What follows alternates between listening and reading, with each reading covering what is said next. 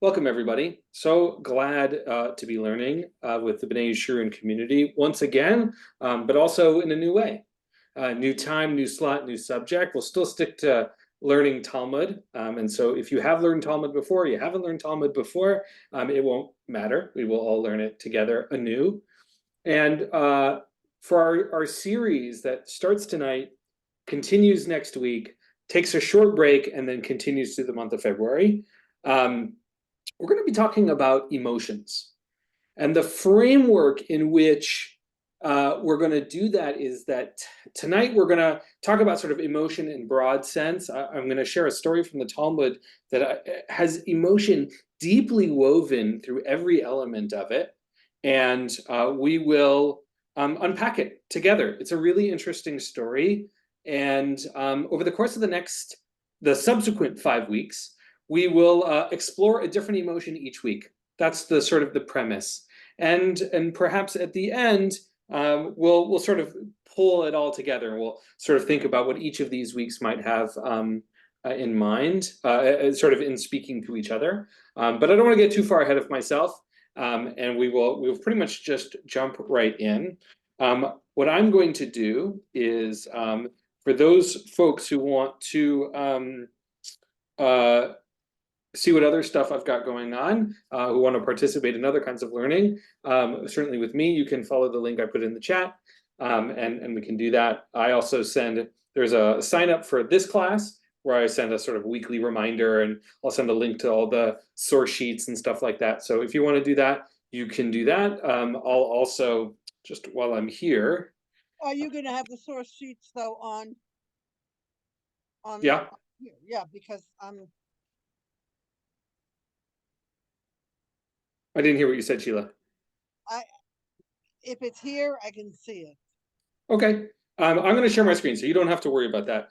For those folks who want to sign up for my updates for this class in particular, you can follow the link, the second link I put in the chat. But you don't have to do that. Certainly, as B'nai Yeshurun members, you are welcome to follow and get here any which way you prefer. So we're going to jump right in. And yeah, I think that's it. I think that's what we're going to do. Can folks see this? Can everybody see this? Give me a thumbs up if you can see it. Cool. And it's big enough? It's not too small? No, it's great. I don't remember your name, but your name is Barbara on the screen. I see you squinting a little. Hopefully it's big enough. Good, thumbs up. Great, that's what I like to hear. So this is from Masechet Barachot, which is roughly the first tractate of the Talmud. It's sort of the tractates are all sort of happening simultaneously. It's not like it's an order. It's not like Genesis and Exodus. And so Brachot is the first one in the sense that they have to be numbered somehow, and Brachot is the first one, and is roughly around blessings. It starts with conversations about the Shema, talks about the Amidah, and in this vignette that we're going to study together tonight, we're jumping right in the middle. There is a whole saga of who is in charge of the Beit Midrash. First, it's Rabban Gamliel, and then it's Rabbi Elazar ben Azariah. There's tremendous political strife that is happening about the leadership of the community.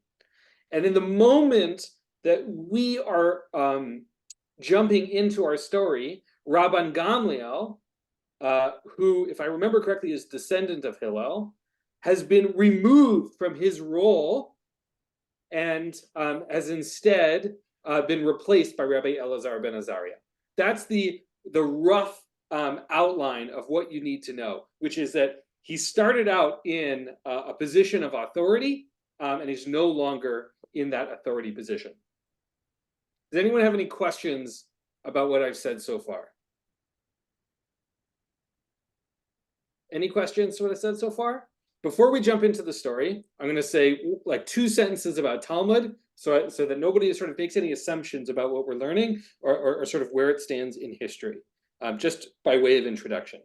The Talmud is a collection of discussions, arguments, stories, legends, analyses, interpretations, midrashim, based on a rabbinic collection called the Mishnah, which was a codified collection of rabbinic texts around the 2nd century that were organized in the framework of rules, of laws. And the discussions that are built on top of it over the subsequent 3 or 4 centuries use those as jumping off points to have further discussions. There are 2 Talmuds. The first and primary Talmud that we're looking at is the Babylonian Talmud, which is rooted in Mesopotamia. And hold on one sec here. I'm getting a message from someone who wants to join us, but can't seem to get on. So give me one sec here so that I can help them out. I know I interrupted myself right in the middle. Here, I'm sorry.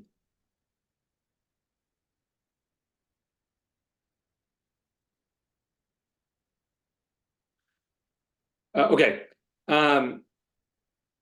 Over the course of the subsequent centuries Babylonia. It's in Mesopotamia and having discussions outside of land of Israel. The other Talmud is known as the Jerusalem Talmud or the Palestinian Talmud, which is rooted in the experience in the land of Israel. It is slightly earlier in history. It is less organized. It is it's a different dialect of Aramaic and is less studied.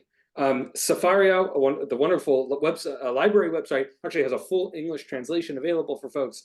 For anyone who wants to dig into that, it's sort of the Wild West of Talmud, if you will. But it's a bit of a pun because Israel is west. About doesn't matter.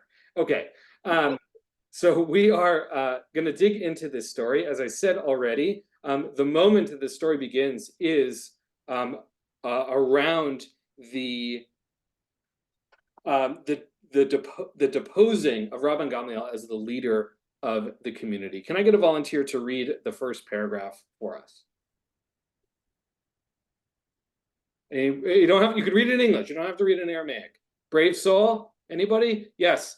Whose name is Barbara on the screen. I know, Barbara. You can read too. It's not a requirement. My name is Barry, and we're coming to you from Florida. Wonderful. Barry and Barbara, glad to have you here. Barry, please read the first paragraph for us in English with gusto. It was taught on that day when Rabban Gamliel was removed from his position and Rabbi Eliezer ben Azariah was appointed. The rules were changed regarding the entry to the Beit Midrash as it dismissed the guard at the door and permission was granted to the students to enter. Read one more paragraph, please. What was the requirement for the Beit Midrash? As Rabban Gamliel would announce and say, any student who's inside is not like they're outside, will not enter the study hall. Amazing. Okay, let's pause there for a sec.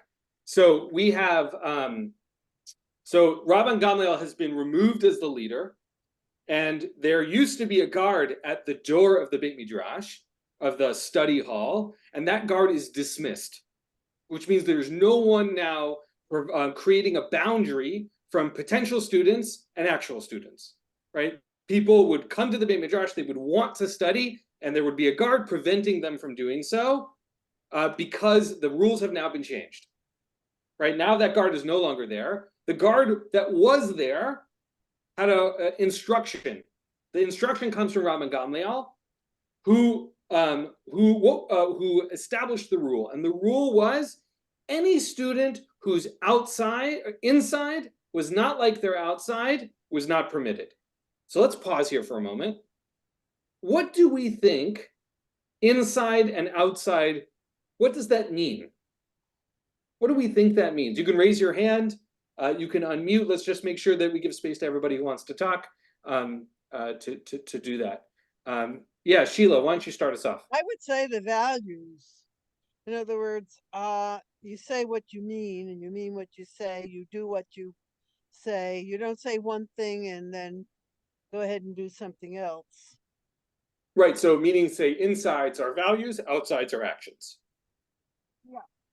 They match They match. Great. or Barry should or match. Barbara? Well, the first thing that comes to my mind is that there's no fee to enter. You don't have to pay. Yes. So in other parts of history, the Beit Midrash definitely had a financial requirement. There's a famous story of Hillel in the middle of winter encountering that circumstance. But here, there is no financial barrier, it seems like. Now, let's also be clear, there was clearly a gender barrier that happened. There were not women permitted into the Beit Midrash, which is clearly a shame for all of us who are now studying this today. But yes, clearly there's not a financial boundary that has been established here. Yeah, Maddie. For me, it's like the first thing that comes to my mind is like a person who claims on the outside, like explicitly will say, you know, that they're kind, that they're welcoming, they have this positive attitude and they're kind to people, when on the inside, like they're doing all of that with selfish intentions, even if, like, you know, in the moment, like they're still being nice. You know, you could just be mean and be cutthroat and be open about that. But that's where, like, internally you have those negative intentions, you have that intention to harm, even though it doesn't seem that way. And so you're not being genuine, you're not showing your full self.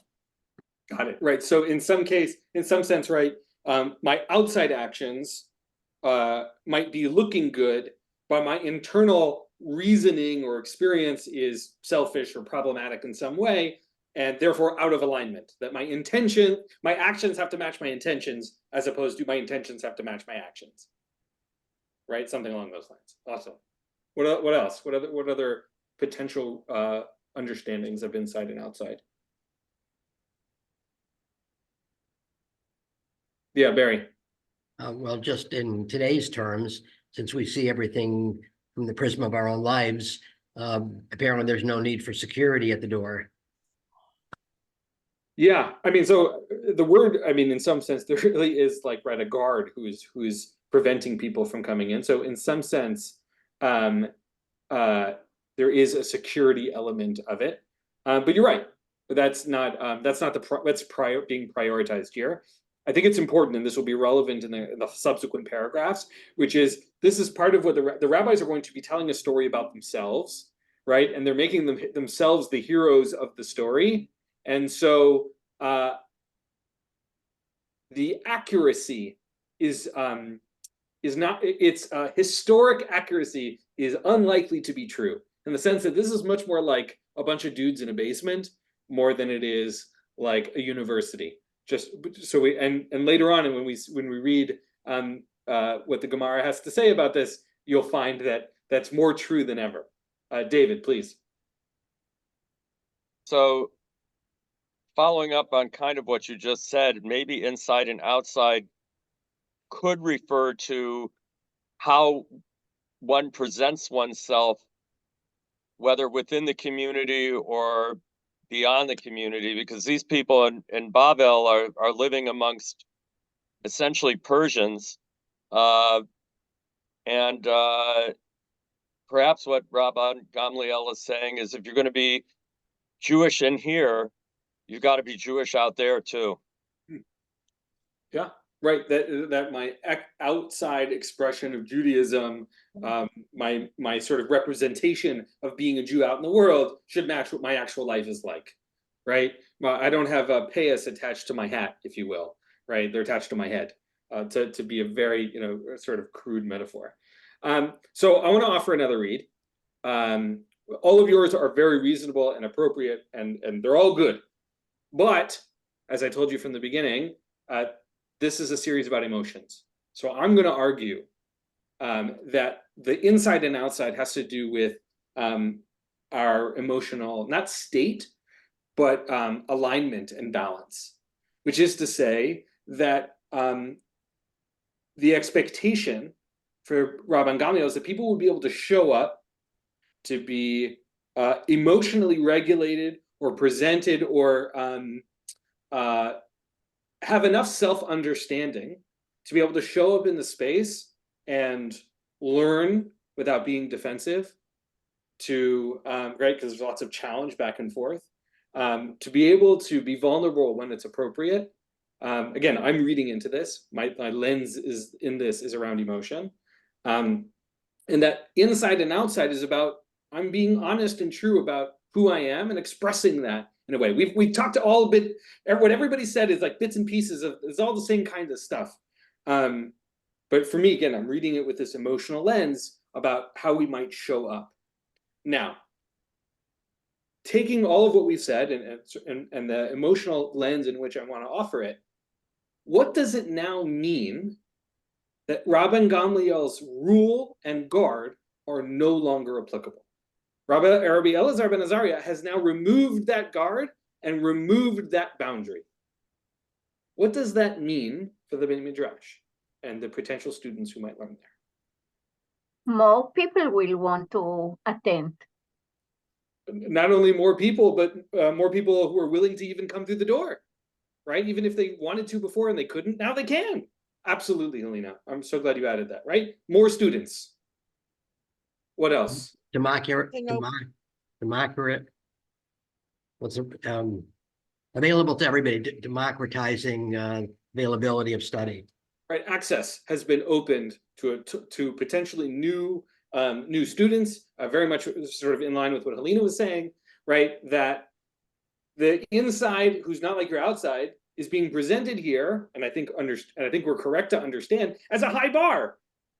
Like even if we take my reading around emotions, even though that is not the only one, or intentions, or actions, or expression of Judaism, or whatever lens you want to use on it, we are to understand that this is a high bar. And as a result, we've now lowered this bar. It's not necessarily bad, not necessarily good, not making a judgment on it, but by shifting that bar or removing it entirely, we are making it more accessible to students in some way, right? More students will be able to enter. Let's see what happens when those students enter. Can I get another volunteer to read the third and fourth paragraphs on this page? Barbara, please. We got this whole Barry Barbara reading. The real Barbara. On that day, several benches were added to accommodate the new students. Rabbi Yohanan said, Abba Yosef ben Dastel and the rabbis disputed this matter. Right, meaning to say that we know lots and lots of benches were added. Now there's going to be disagreement about how many benches. All right, keep reading right here. Okay, let's see where we were. I've highlighted it. Yes, thanks. One said 400 benches were added to the study hall, and one said 700 benches were added to the study hall. Okay, but let's pause there for a second. I want you to give me a thumbs up if you think it is if 400 and 700 is an accurate number of how many benches were added. Give me a thumbs down if you think that might be an exaggeration. Right? Nobody thinks there were actually 700 benches in the Beit Midrash. I'm just kidding. There were definitely not 400 or 700 benches in the Beit Midrash, but the rabbis are telling us here, there's a lot of people showed up. That this boundary, when we took it down, we added access to the tradition. And by the way, I'm not suggesting that the boundary was bad, although more access is generally good. Those things we sort of have to pull those apart a little bit.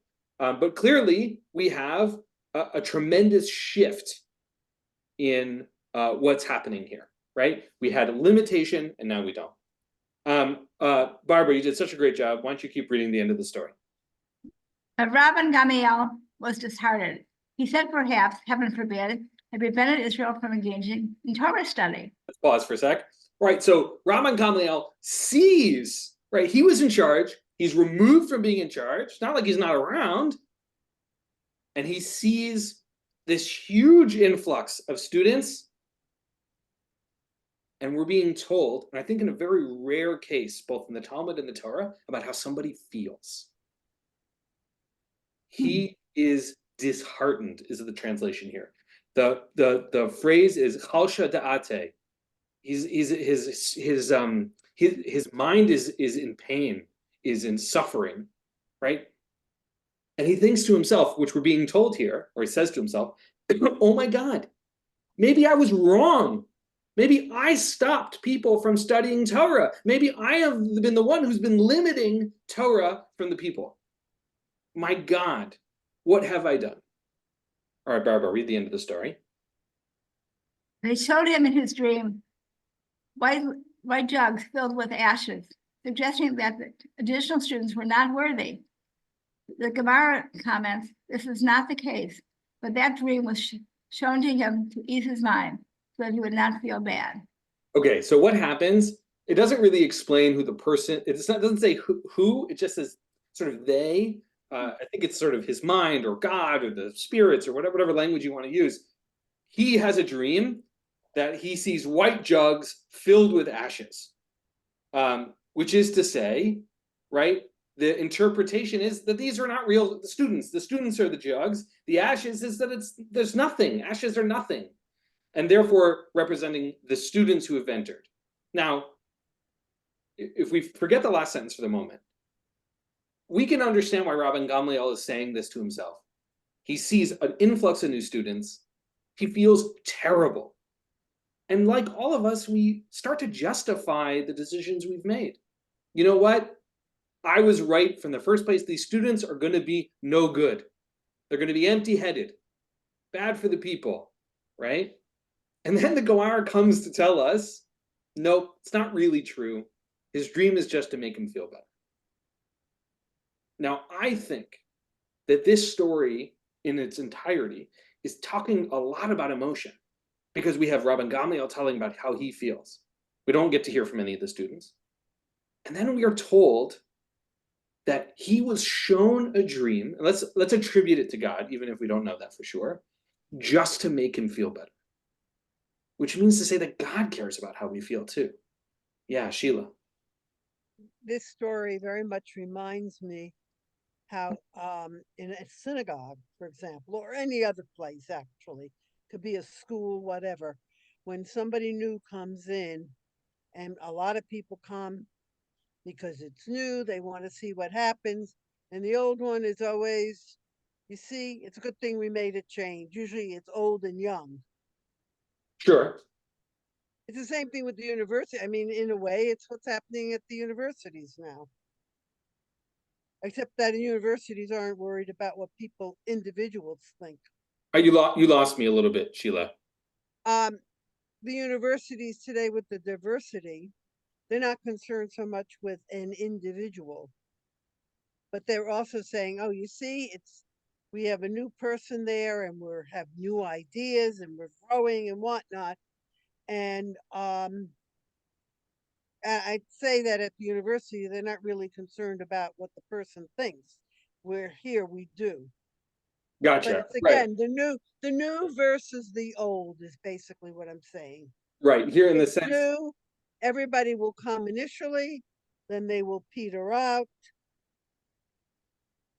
Gotcha. Okay. I think what I'm hearing you say is that this paradigm is something we've seen before, right? It's something we've seen in Jewish institutions, certainly synagogues, where changes change the demographics or the moment of what it feels like inside that institution. For sure, I think that's true. What do people think about the ending of this story? We talked about the premise of inside and outside. What do we think about the story, the rest of the story? Do we like how it ended? Yeah, Maddie. Like, I don't know if this is the point, but the first thing that came to my mind was the idea of radical acceptance, where, and it's not like he did that himself. That was sort of something else that brought him this dream to help him work through his decisions that he made in the past that he felt a different way about. But, you know, it's kind of like at the end of the day, he couldn't change his past decisions, and that is you can't change the past. And so sort of radically accepting that, I feel like that's the first thing I thought of when I read about that dream. Right. In some way, I'm going to twist what you said a little bit, which is that we don't have to use Rabbi Gamliel as our model here, right? He comes up with justification for his decision, and we might offer ourselves an alternative by saying, we can't change what we can't change. I don't have the authority or power anymore. I can radically accept what I have and work from there. Which, again, it's not exactly what you said, but I think that's where you were going with it. Yeah. David, and then Barry/Barbara. I think it's kind of interesting that what happens is the change gets made. The change that his successor, Ben Azaria, is instituted, It's is what's Elazar. happening. Yeah, Elazar Ben Azaria is happening. And so this dream of his is mostly, as you said earlier, about his emotion of disheartenment. He's being assuaged by the dream, but the change is actually happening anyway. And that's kind of interesting that the Talmud wants to focus here at the end on how he feels, even though it's also saying that his decision to put up a guard was apparently the wrong decision. Right. It would be so They're interesting. also trying to be Wait a nice. sec, Sheila. In other words, Wait a sec, Sheila. I'll come back to you. So I think would be so interesting. It doesn't happen here.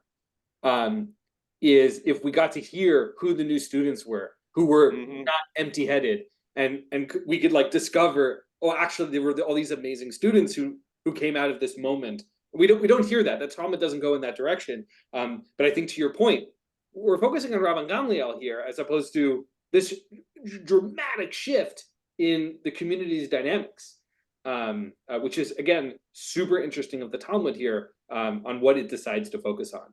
I mean, it seems like it's emphasizing that he's a worthy person, even if his decision to post a guard was wrong, and even if he's lost his position as the Rosh Yeshiva, if you will. That's quite interesting, isn't it? That we're focusing on how he feels and what can be done to make him feel better, even though the change is happening. Yeah, I would add two things. One is it doesn't, even though he might be wrong in the outcome, we don't know about his intent. Arguably, I think this is a positive intent. We want people to be emotionally, internally, physically, spiritually, whatever, consistent, and that's a good thing. We want that for people. Whether or not it was in the right part of the process is another. The second thing is, this is not the only story in which we care, the rabbis care about the emotional state of one another. Here we have this interesting thing about the dream, and we can sort of unpack that. Barry/Barbara, I don't know which one of you raised the hand, and then Sheila. Well, I'm wondering if the rabbis are trying to create a little of a entertaining experience for the readers, maybe to attract more students too, because you have the exaggeration of the number of people that came, that's sort of theatrical, and then you have them trying to create a happy ending at the end. So it feels like maybe in addition to whatever the main message they're trying to get to us, they're trying to make it interesting and people want to read this. Right. And maybe the lesson for us as the reader is to say we should be very careful about what boundaries we set up, what limitations to access we set up. Right. Maybe it's a warning in some level. Right. Yeah, Rabban Gamliel might have been an appropriate authority, might have good of intentions, but it didn't quite end there. Right. It shifts. Sheila, please. I think what we have here is a concern for people's feelings. In other words, we don't, especially it's a rabbi, we have to give him due honor, although in some cases that we studied before, they just threw him out. But here they're just trying to show we've got to, all right, we fired you, but we've got to try something different. And it's a concern for each other. And in a way, it's the same thing with the students. We are concerned about the students who are not being allowed in. So it's both are being concerned about. Yeah. Yeah. To me, this very short story. I mean, I spread it out onto one giant page. But the truth is that this is a short vignette at the end of a saga about Rabban Gamliel, Rabbi Elazar ben Azariah, which we have skipped. And you can go to Brachot 29b or 27b and go look into it if you'd like. But it interwoven on almost every level is a deep caring about community, what we want from our students, right? We want their insides to be like their outsides. We a deep caring about how we accommodate new students. In this case, we use the framework of benches, but we might ask all sorts of questions about what other things we could have, might have, should have added with this major shift. We have a caring about, we have Rabbi Gamliel reflecting about his own emotional state, and then we have this care at the end about, again, I have mixed feelings about it in truth, but certainly an attempt to make him feel better, even though he was wrong. So again, I have mixed feelings about catering to him in a way that, just telling him he's, patting him on the head, saying, yeah, it's fine, you were okay, you were right all along, even though he wasn't. I have mixed feelings about that. But certainly, if we pull out just a step back, we care about him as a person. We care about his feelings. We want his mind to be at ease. And again, I want to be really focused on the language here, which is da'ate. In the language of inside and outside, it's she'en toho kvaro. So it's like outside and insides, and how those things, in this case, it's framed in the negative. Not his kever, his burial place. Yeah, I think it means something else here. But yeah, there's something in it. There's some interesting language, but I wanted to highlight is da'ate, which is opinion, mind, sort of position. It has a lot of things, but it's definitely focused on sort of an internal thing. Helena, is that a hand up? Yeah. Please. I have a problem a little bit. In order to make him feel better, you put down all the students to make them moron. So that doesn't stand well with me. I could not agree with you more. I think it's really uncomfortable. What would you like it to have said instead, Helena? I have to think about it, but I wouldn't put it this way. You make ashes is nothing, okay, afar. So you really put in the Talmidim is something that you want to teach, you want to elevate them. That's one of the things they said, that a teacher shouldn't be jealous of a student who does better than him, because it was his student and his teaching that helped him make the way he is. So I have a problem with it. I think your problem is reasonable and appropriate, because I think it doesn't set up everybody up for success, and there's definitely a way to have done that. But I agree with you. What can I say? Sheila, please. Two things. You can make what you want out of it, but he's saying, is there something wrong with having a select group? Do we always have to have something for everybody? It's that kind of education that we have. Do we want special classes, or do we want classes for everybody? And true, everybody has something to offer, and you don't know who it is. They just may have had a different experience, but that's a question that is being raised here. Do we have to have, it's always been that way in Talmud. I mean, there are schools that only you have to have an entrance exam. Yeah, so I think is it right or wrong? That's the question. Yeah, so I think your point is well made, right? My wife had to pass a test in order to get into med school, right? Like there are boundaries we set up that exist for good reason.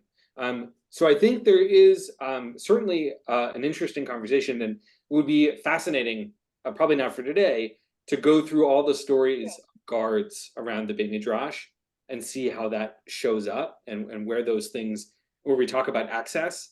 And I think there's a second piece of this, we're hyper-focused on this story, which is whether or not this boundary, this limitation is the right one. I think the Talmud is telling us that it was not.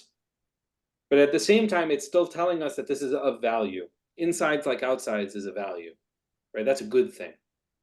But if you have a limitation, how would you find the good people? My approach is to let everybody be able to study from a young age, and then you sort out, you get, obviously you'll have better ones and less better ones and lazy ones, and then you sort out. Yeah, look, I think that absolutely there are many ways to manage access and who gets what resources and things like that. And so I do think that's embedded in this story.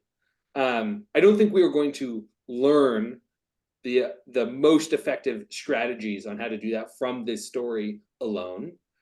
But certainly it can challenge us to think through how we approach those questions moving forward. Certainly, both in terms of the boundaries and limitations we set and how those boundaries make us feel, right? Rabbi Gamliel felt as though he was doing the right thing. And when shown that he was wrong, he suffered for it. Now, he was ameliorated on some level. He was made to feel better, to put at ease, but that doesn't negate the realization that Rabbi Gamliel clearly had at the mistake that he made at stopping students and the people of Israel from learning Torah. He struggles with that. Don't It's use very the word clear. mistake. I don't like the word mistake. Because Fair enough. He didn't regard it as a mistake. For him, he wanted the superior students. We say that that was not the correct attitude. So I don't think I'm saying that. I want to be clear. I don't think I'm saying that. What I'm saying is, I think he has all of the right intentions. So I don't think he's wrong in terms of his attitude or his approach. He might have been wrong in the implementation. And I think that's what we're being told here, because lots of new students came and we're told that they were good students. So again, without getting too lost in that, I do think, right, like, I don't think anybody is a villain in this story. Like everybody has something good in this story. Anyway, Barbara or Barry. Well, the guard at the door for us was we needed to know the passcode to enter the Zoom session. But I was thinking, so I believe, and you correct me if I'm wrong, that Rabbi Elazar and Rabbi Gamliel were probably buddies in their little academic community that they were in. So, and lots of students, maybe not 700, but however many, they looked up to these people. And if they, I'm sure that they all had their followers and people who were fond of them, like to study with them. And if they felt that, like if they felt that Rabbi Gamliel was mistreated, they might lose people from the study hall. So. Yeah, I mean, I think it's clear, not necessarily here, but elsewhere, that Rabbi Gamliel isn't gone. Like, he's in the community. He's in relationship with all of these people. He certainly knows Rabbi Elazar ben Azariah from before this and continues to know him afterwards. And it's not like we've thrown Rabbi Gamliel to the wolves here. He's quoted everywhere in the Talmud. Right? This is not a name, it's a name we see commonly. So certainly he has tremendous Torah that we can learn from him, regardless of this particular vignette of his his authority, as it were. I want to shift gears in our last sort of 20 minutes here.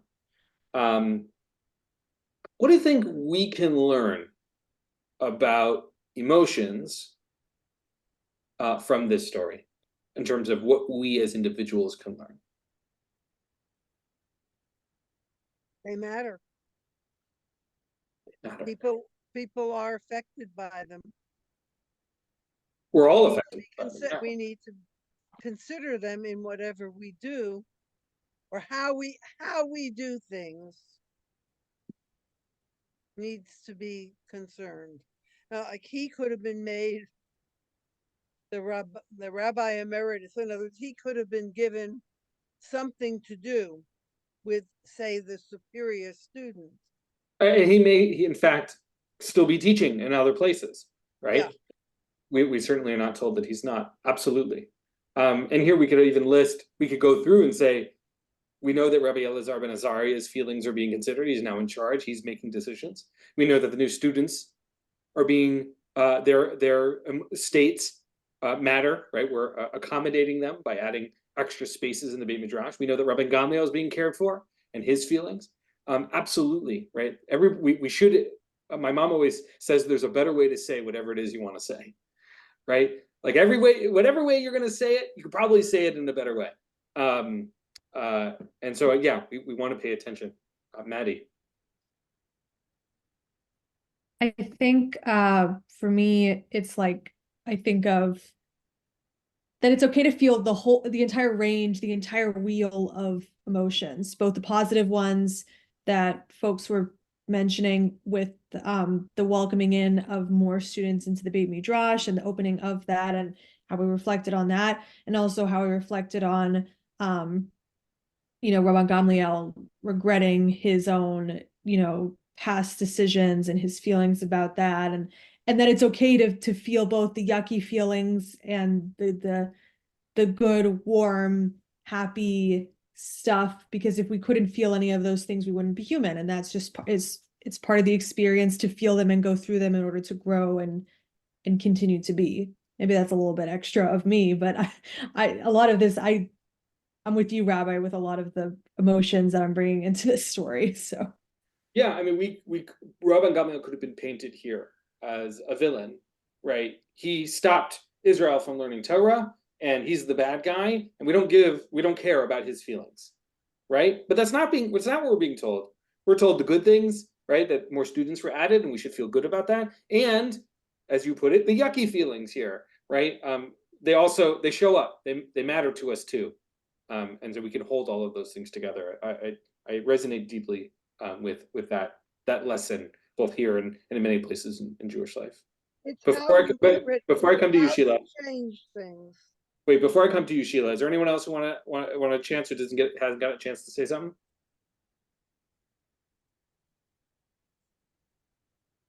All right, Sheila, go for it.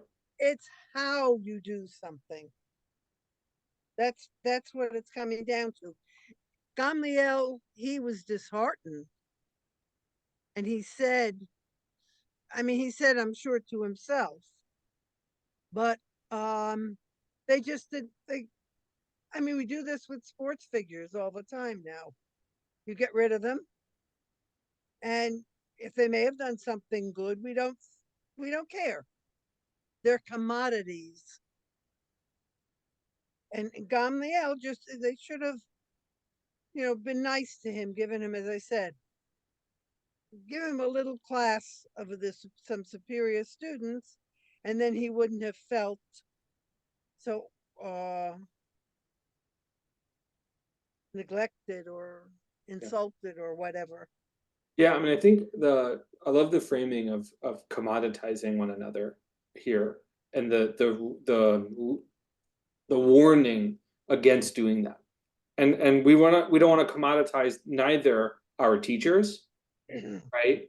Make them so deeply replaceable. Who they are matters, right? I'm not just saying that because I'm here teaching with all of you, right? Like I'm not talking about myself, but like all of the teachers we have in our lives, who have the title teacher or otherwise, and students, the people in which we impact, whom we impact, right? We don't want to commoditize them. Here we have the risk of treating 400 to 700 students.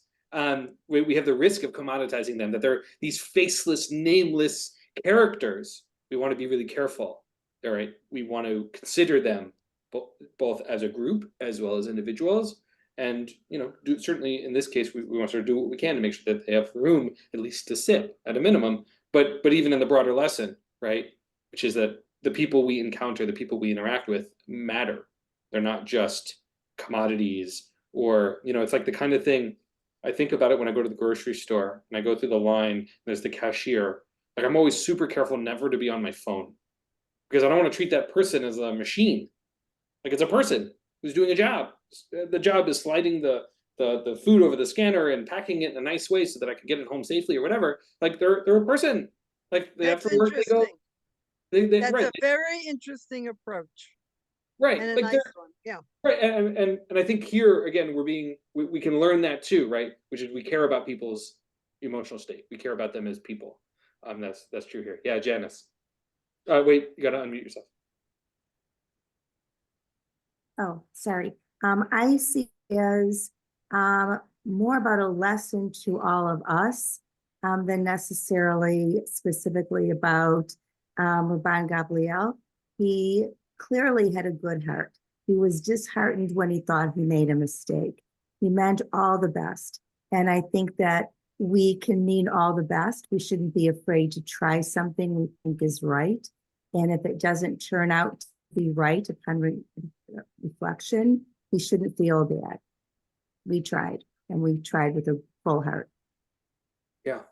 Yeah, right. We've talked about intention a few times here, and it's clear Rabban Gamliel's intention was good, right? He was trying to do what was right for the community. Whether or not he hit the mark or not, sort of time will tell. We can certainly, and you're exactly right. When he knows that something didn't line up, he felt bad, right? He felt. I think that's exactly right. And both the lesson for him and for us, as you highlighted, right? This is a reminder for us. We shouldn't be so afraid to try things, even if it doesn't turn out. I think that's great. Thank you, Janice. Other thoughts? Oh, I see somebody in the chat. Okay.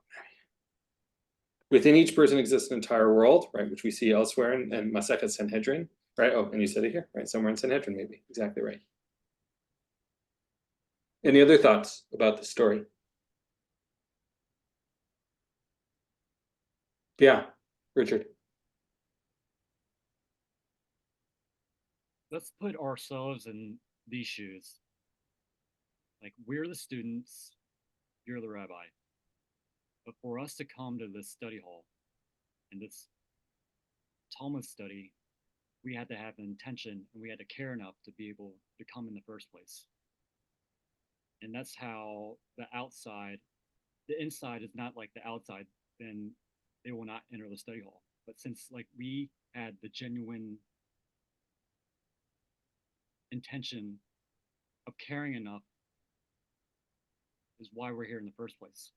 Otherwise, like, we wouldn't be here. Maybe we could be like doing something else. But like, I'm not Jewish, but with teachers and students, usually the relationship is like the mentor relationship of a prodigy is they usually look for people that like look like them, that are like them. But how about the people that don't look like you? And those people that care enough for you but still show up for you. And you have to put those people into consideration as well and not forget about them. I really love your read here of inside and outside, right? Where before we talked about it in the sense that we want people's actions to be lined up with their intentions, but here intention and action are actually deeply intertwined, right? Which is if they don't show up to the Beit Midrash, right, then we know that the insides aren't motivating them enough, right? That their intention isn't motivating them enough. But if they show up, that matters. Like that counts. It's not for nothing. And I think that's really powerful to remember, right? Showing up makes a difference. Putting sort of, your money where your mouth is kind of thing, right? Where I say I'm gonna show up, I'm gonna do it. My insides, my desire shows up in my actions too. Now, again, not all we can't always accomplish it. I know that certainly my own ambitions don't always line up with my capacity to accomplish them, but the intent can be there, and I can sort of take actions whenever I can, whenever possible. Other thoughts? Yeah, Aaron. Sorry, I was having problems with the getting the hand to work on the computer.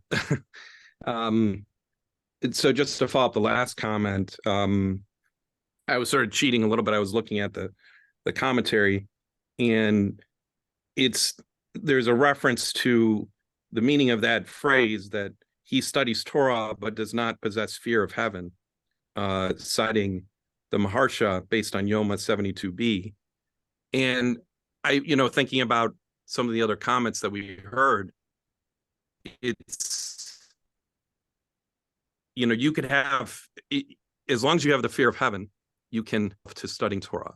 And so certainly Rabbi Gamliel did have fear of heaven. He had an error, but his intentions were good. And so I think that's what really democratizes it. That's what opens it up to everyone, is that at the core, you have the fear of heaven, almost like how Maimonides talks about, you first have to have fear of God before you go on to the other parts of your study.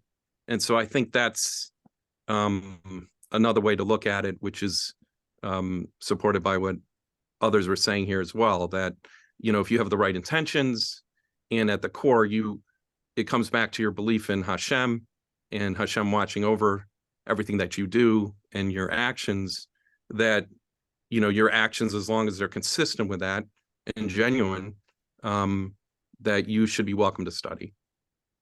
So. Great, thank you so much.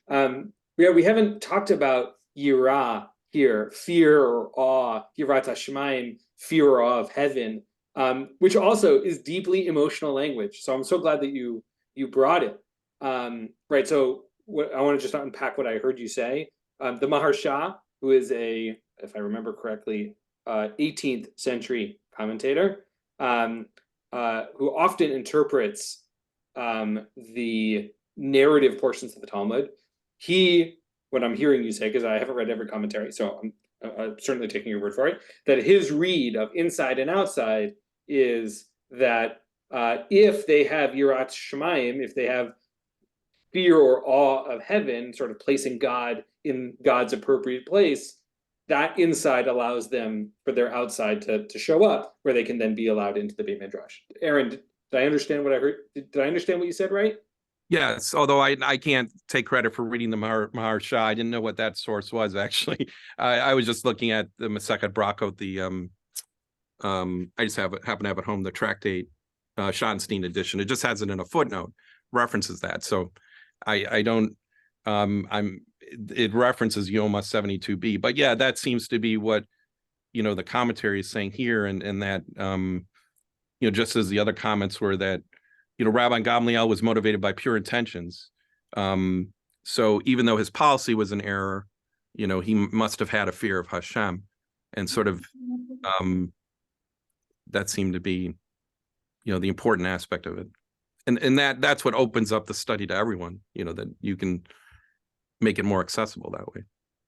Yeah, I mean, I think having a deep sense of seriousness, awe, about what we do when we open a piece of text and engage with it makes a difference.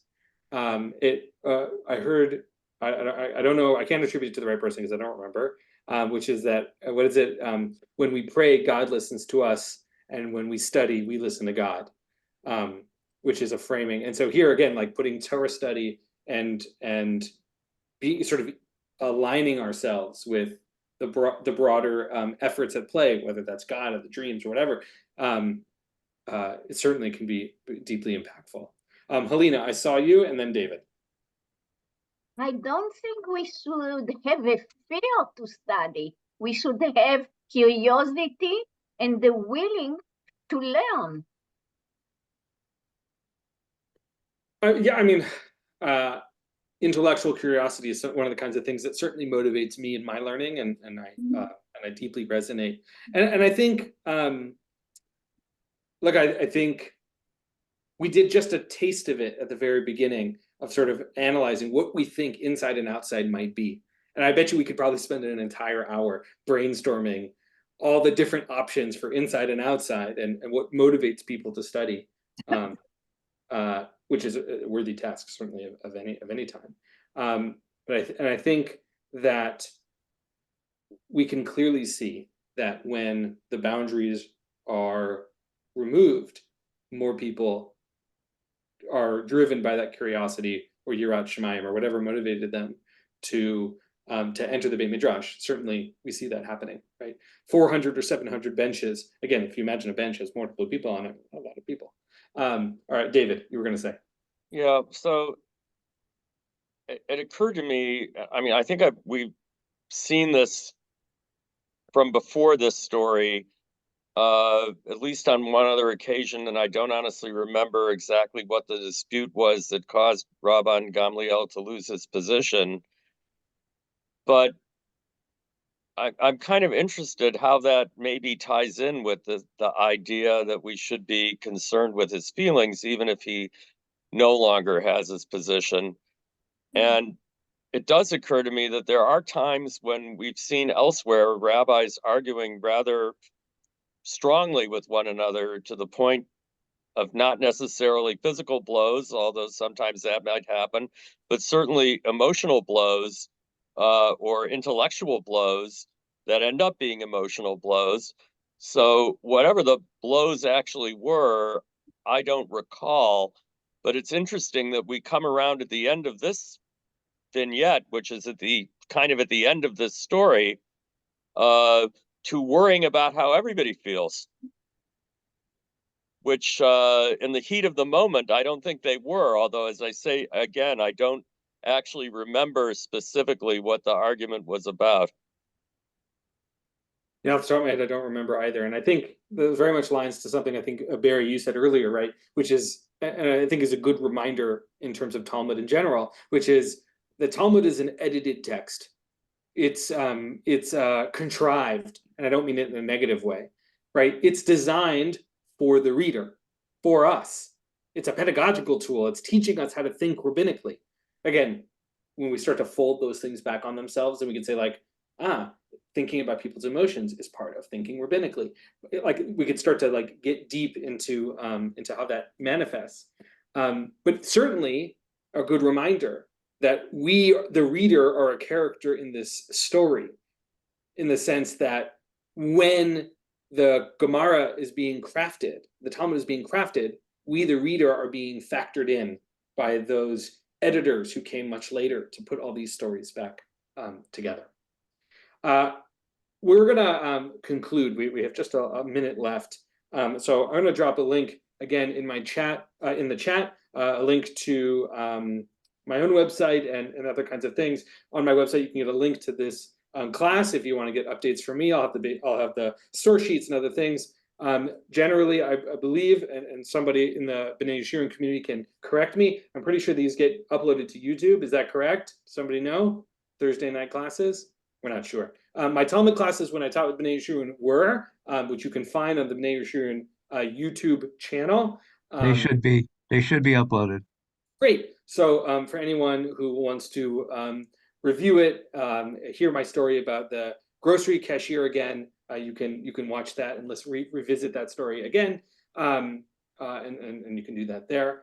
Over the course, we're going to meet again next week, Thursday evening, and then we are going to skip a week or two. I forget exactly how many weeks. So it's the 18th, which is next week. And then it's February 1st, I believe, which is a Thursday. So we're skipping those last few weeks in January. So, if you show up and nobody's here, that's why. We sort of took this particular text as a sort of exploration of emotion as a concept, as applicable. And over the course of the subsequent 5 weeks of this class, we're going to pick. I've selected different emotions we're going to explore, and each one will sort of unpack that particular emotion. And as you might imagine, most emotions don't live in isolation; they're in relationship to each other. So when I say we'll stick with one emotion, you'll say the sort of rough sketch more than anything else. So no spoilers. I'm not going to tell you what emotion we're going to study next week. You'll have to come and be surprised. And I'll end by saying Shabbat Shalom. Have a wonderful rest of your week, and we'll see you next Thursday, 7:30, January 18th. Thanks, everybody.